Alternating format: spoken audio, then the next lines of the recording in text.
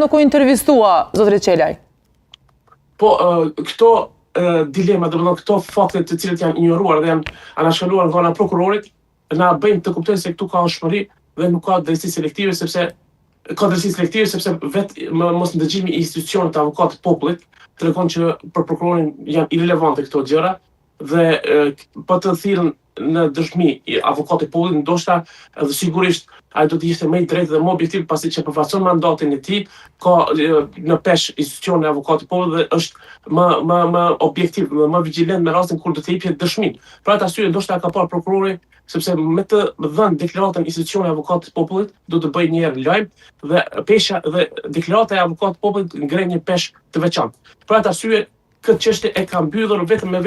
me ndëgjimin e qytetarit të Agip Pashnikut, ndërsa palë tjera nuk janë marrë pyetje, edhe as që video është trajtuar nga ana e prokurorit dhe kjo neve na brengos se secili qytetar sot në ballafaqim me një funksioner në institucione publike mund ta humbë betejën ligjore dhe gjyqësore dhe ne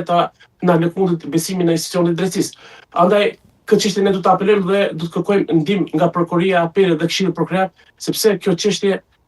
është trajtuar në këtë mënyrë dhe është mbyllur kësaj. Dhe pse këta figura që kanë parë ngjarje nuk janë thirrur në deklarat dhe duhet të shikojmë të analizojmë mos ndoshta ka anshmëri politike dhe anon edhe prokurori për partinë e vendosur. Po, a është normale në praktikën juridike, zotri Gjini, pra që të pushojnë hetimet pa u intervistuar apo pa u marrë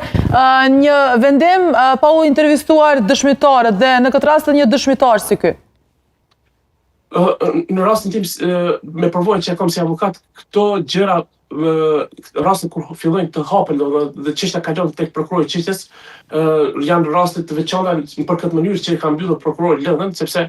edhe në rast se